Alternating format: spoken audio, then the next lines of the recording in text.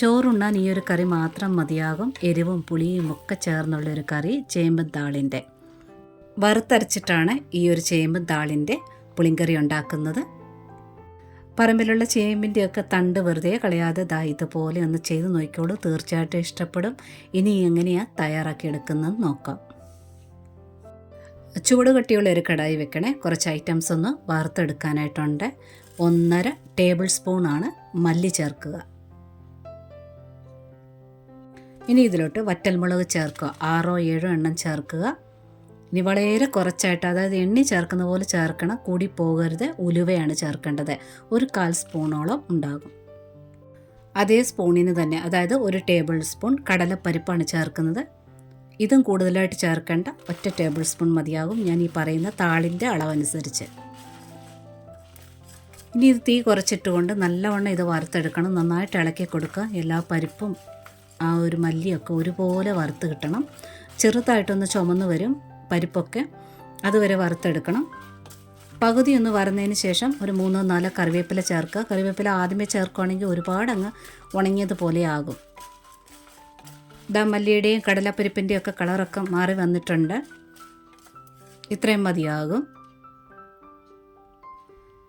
ഇതിന് വേറൊരു പാത്രത്തിലോട്ട് മാറ്റി വയ്ക്കണം. ഇനി ഇതെല്ലാം നല്ലവണ്ണം ആറണം അങ്ങനെയൊന്നുമില്ല. ചെറു ചൂടുണ്ടെങ്കിലും കുഴപ്പമൊന്നുമില്ല. മിക്സിയുടെ ചെറിയ ജാർ എടുത്തിട്ടുണ്ട്, അതിലോട്ടിടാം.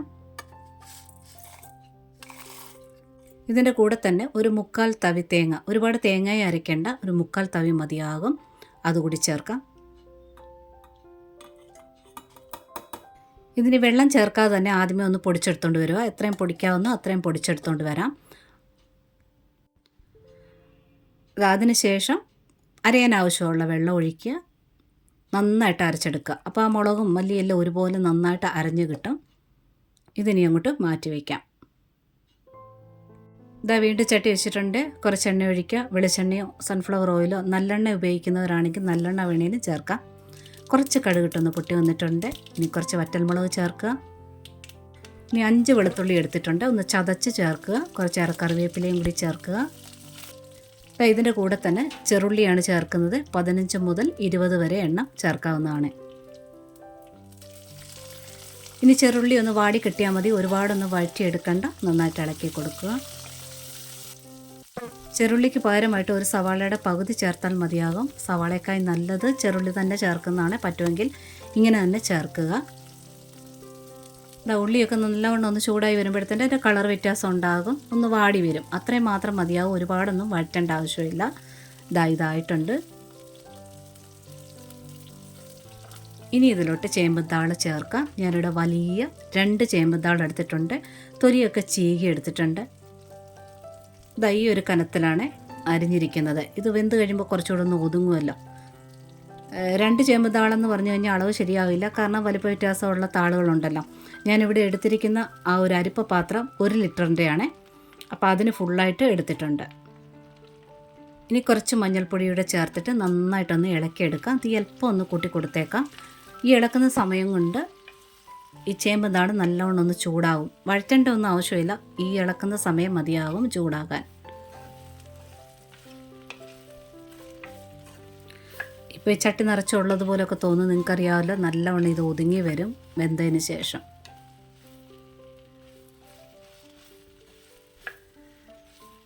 എണ്ണയിലൊക്കെ നല്ലവണ്ണം ഒന്ന് പുരണ്ട് കിട്ടിയിട്ടുണ്ട്. മഞ്ഞൾപ്പൊടിയൊക്കെ നല്ലവണ്ണം എല്ലാ ഭാഗത്തും ആയിട്ടുണ്ട്. ഇനി വെള്ളം ഒഴിച്ച് വേവിച്ചെടുക്കണം. ഉപ്പ് ചേർക്കാൻ പ്രത്യേകം ശ്രദ്ധിക്കുക. താള് ഒരുപാടുള്ള പോലെ തോന്നും, അതിനനുസരിച്ച് ഉപ്പ് ചേർത്ത് കഴിഞ്ഞാൽ ലാസ്റ്റ് ഉപ്പ് മുന്നേ നിൽക്കും. വളരെ കുറച്ച് ഉപ്പ് ചേർത്ത് ഇളക്കുക. പിന്നീട് ബാക്കി ചേർക്കാവുന്നതാണ് ഉപ്പ്. ഇളക്കിയപ്പോൾ ഒരല്പം വെള്ളം കൂടി ആവശ്യമായിട്ട് തോന്നി. കുറച്ച് വെള്ളം കൂടി ഒഴിച്ചിട്ട് മൂടി വെച്ച് വേവിക്കാം. അതായത് താളിന് ലെവൽ വരുന്ന രീതിയിൽ വെള്ളം ഒഴിക്കാം.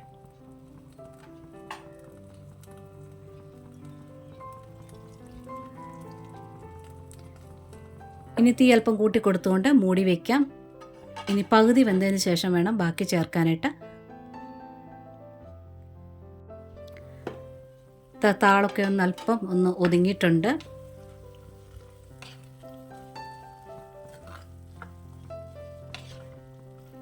ഇതാ ഞാനിവിടെ പുളി ചേർക്കുന്നത് ഇതുപോലെ പകുതി വെന്തതിന് ശേഷമാണ് പുളി ചേർക്കുന്നത്. വാളൻ പുളി എടുത്തിട്ടുണ്ട്, 1 നെല്ലിക്ക വലുപ്പത്തിലുള്ള വാളൻ പുളി പിഴിഞ്ഞു വെച്ചിട്ടുണ്ടായിരുന്നു, അതുകൂടി ഒഴിക്കാം.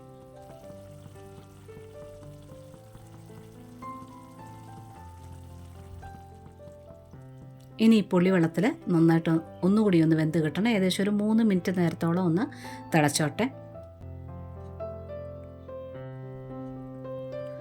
നന്നായിട്ട് ഇളക്കിയിട്ട് വീണ്ടും ഒന്നുകൂടി ഒന്ന് മൂടി വയ്ക്കാം.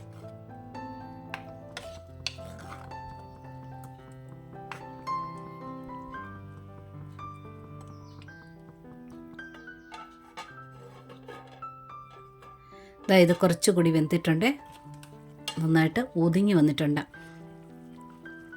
ഒരു മുക്കാലോളം വെന്തിട്ടുണ്ട്, മുക്കാൽ കൂടുതലായിട്ടും വെന്തിട്ടുണ്ടെന്ന് വേണേൽ പറയാം.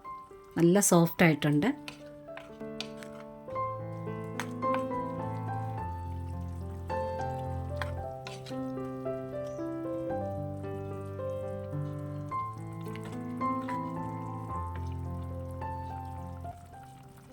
ഇനി ഇതിൽ അരപ്പ് ചേർക്കണം.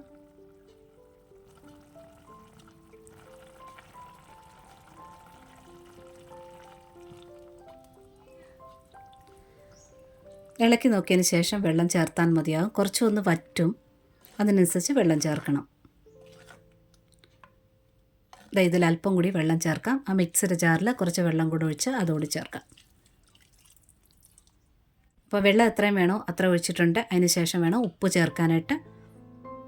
കുറച്ച് കറിവേപ്പിലൂടെ ചേർത്തിട്ടുണ്ട്.